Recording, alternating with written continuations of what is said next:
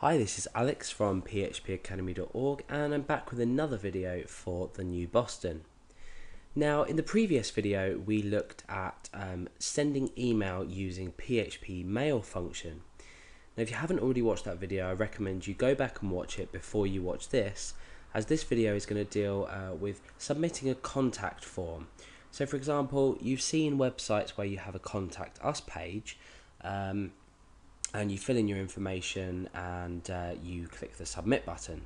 Now this then sends, it could do, we could be storing values in a database, but for now we're going to be dealing with sending an email address, sending the message to a specific email address, and that's how we're going to receive it.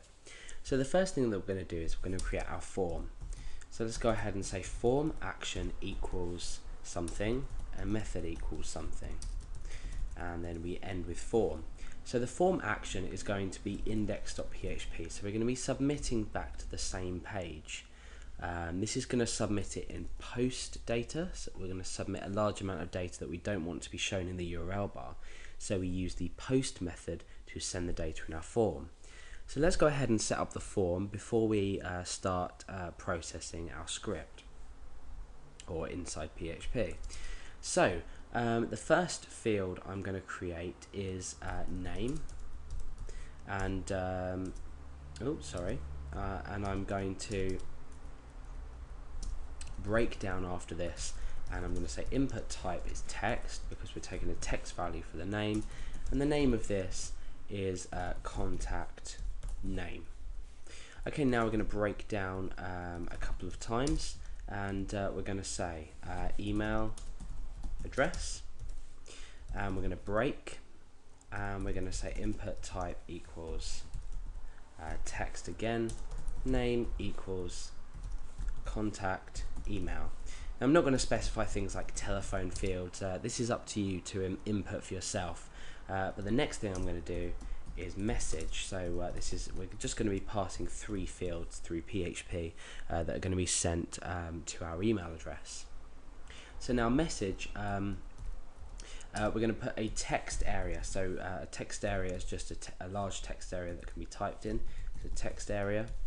I'm going to give this a name of contact text, and we're going to set the rows equal to something and the cols equal to something there. So the columns.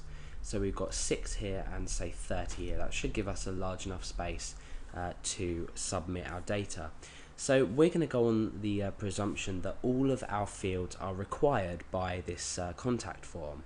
So obviously you can chop and change, and within PHP we can make the relevant checks. But for now I'm going to do a couple of breaks down, and I'm going to create our submit button. So it's a type submit, and the value is going to be send. So let's go ahead and save this page, and we can preview this in our browser. So I'm going to refresh the page, so you can see we've got a pretty standard looking contact form. Now it's obviously up to you to change the design of this. You can obviously implement CSS if you know how, pop this into your own design. So for now I'm just starting with the most basic layout. So we can type information into here, and what we want to do is we want to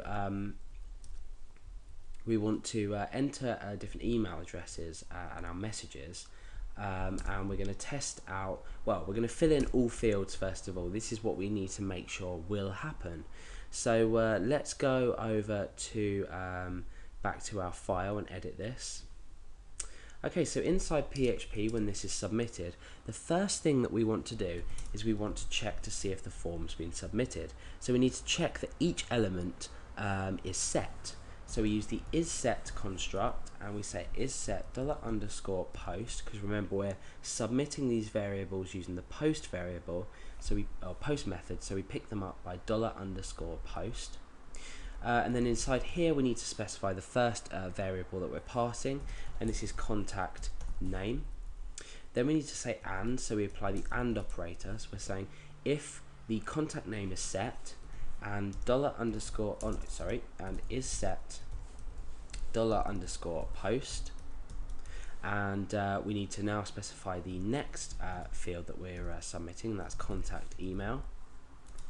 Just a word of warning before I continue, we're not actually going to be dealing with email validation, and the reason for this is it's too big and too unnecessary for this tutorial. So there will be another tutorial on my tutorials for the new Boston that will deal with email validation. So go over and have a look at that, and you'll be able to apply this to your contact form.